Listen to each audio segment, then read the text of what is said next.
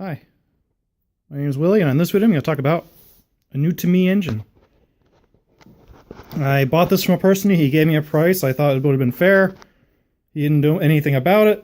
He just wound up with it. I go to look at it, and I spin it over. It's got more compression in one cylinder than the other. This is a cylinder that has less compression in it than that cylinder. And did not have a oil plug, or drain plug, or oil filter. That's how I got it. So literally all I did was pull the four 12mm exhaust bolts out. I also noticed that this has sleeves. I'm not sure what these sleeves are for. I would assume it was to protect pipe thread, but there's no pipe threads in here. Might just prevent that from corrosion, I don't know. But we're going to see what we got as to why we don't have compression. Now, there was no oil in it, but when I was looking in through the fill plug, I could still see some oil residue in there, and it was clean oil. Wasn't blacks, and the spark plugs only have just the smallest amount of, let me see if I can't get that to focus, the smallest amount of white chalk on them, so it has not been run much. There's just the smallest amount of corrosion and rust staining around the exhaust ports. The rest of the engine's spotless. Didn't really even find any dust anywhere on it, except for just from sitting. Even if you look down in there's no grass or anything built up in there, so I'm going to try and get into this cylinder and see why it doesn't have compression. If it's a good cylinder, I promise I'd pay the guy more money, but being it's a gamble and I don't know the condition of it, I didn't give him the full price, or the full amount, so we're going to see what we got. So, hang on. I'd like to take a moment now to say that this isn't edited. I am taking it apart, putting it together loosely, and then recording as I go. I found something interesting on this engine, which I've never seen in person until today. I'll show you now. I took a 12mm bolt out for the dipstick tube. That can come out. Get that on our way.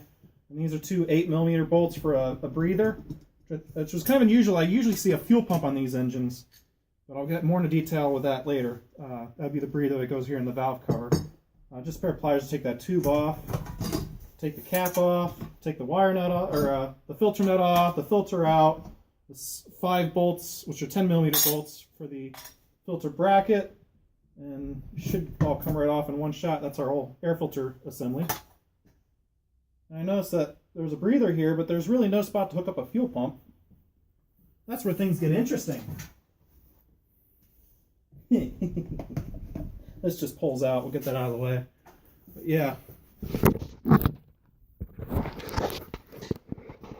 Take a look at that sucker. What is it?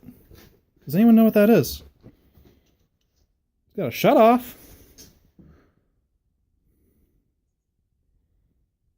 A few holes. What's missing? No fuel pump inlet. What the heck? Next thing you're probably wondering is, where's the governor? I don't know. I think this is a propane venturi. Or natural gas. And I think this is the orifice right here that the fuel actually would go in. Other than that, I'm dumbfounded. Thing is, it's a straight shaft. It's not a tapered shaft. And it had something on it at one point. It was only you can see a line here from whatever was on it. I don't know what this was used for. Still baffled as to what this thing was. Now, it's still unusual that someone would have taken this off a piece of equipment, taken the oil out of it, and then zip tied it here. So we'll have to find out more as we go. Still got to figure out why we don't have compression in here. We can always put this back together later. But shall we continue? Hang on. Okay, we got 4 screws for the cover. 10mm bolts down here. 12mm on top. I thought I was going to have to take this pipe plug, this National pipe thread plug out of here over the manifold to take this off, but it clears it. I had to take the air filter off in order to get this off. We're getting more into it, so little by little we'll get to these heads. Hang on. Now, something I've been doing as I've been going is I've been putting these bolts back in, as long as they don't interfere with anything. Case in point, I stuck this one back in the manifold so it doesn't get lost, and I had to pull that out of the way.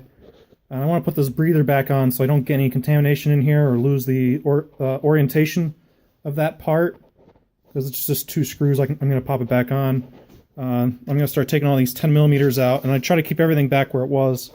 Same thing, these bolts are back in. However, this one's interfering here. I got to pull this starter off next.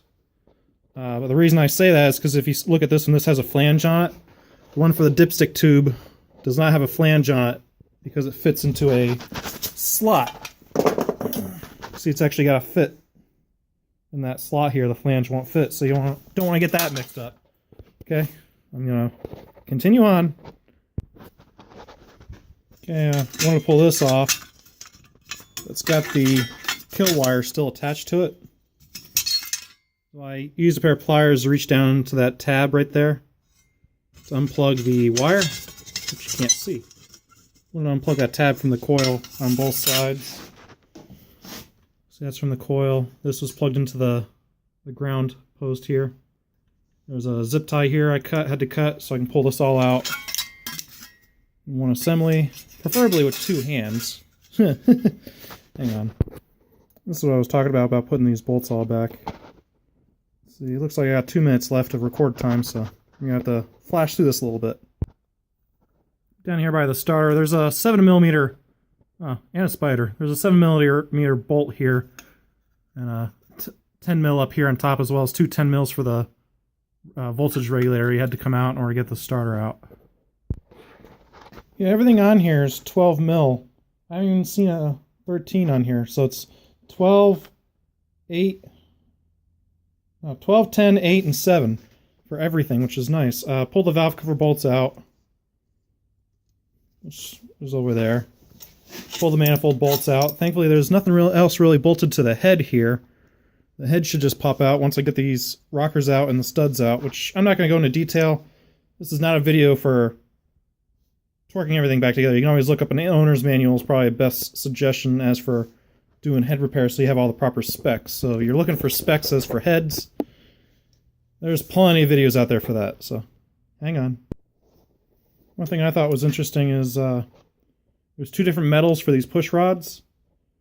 It looks like the aluminum one's on the exhaust one and the steel one is on the intake, which I'm not sure if that's correct. It's possible someone was in here before.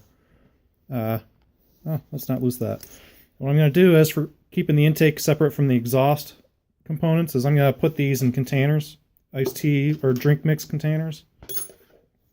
I'll write intake and exhaust on these because you don't want to get these mixed up. They wear in a certain way, so hang on. I'm sure you're getting tired of me saying hang on, but get over it. It's the way it is. I don't have a computer, so I think I'm doing pretty good. Okay, looks like we got a low hours engine here. I still see just the faintest amount of hone marks, so it's probably got quite a few hours on it. But now, this piston can be disillusioning because this isn't a gasoline engine. There's really no soot in here because it tends to run cleaner. There's not as much honing marks as what you would see in a new engine. But all in all, it's in decent shape. I'm going to have to go back and give the guys the rest of that money. Because I think what it was, and I'm running out of time here. If you look at all the rust around here, like on that pitting right there, I think all it was a rusty exhaust valve. So if you like the video, make sure you give me a thumbs up. And have a good day. I got my camera telling me I got 20 seconds left to go. Bye.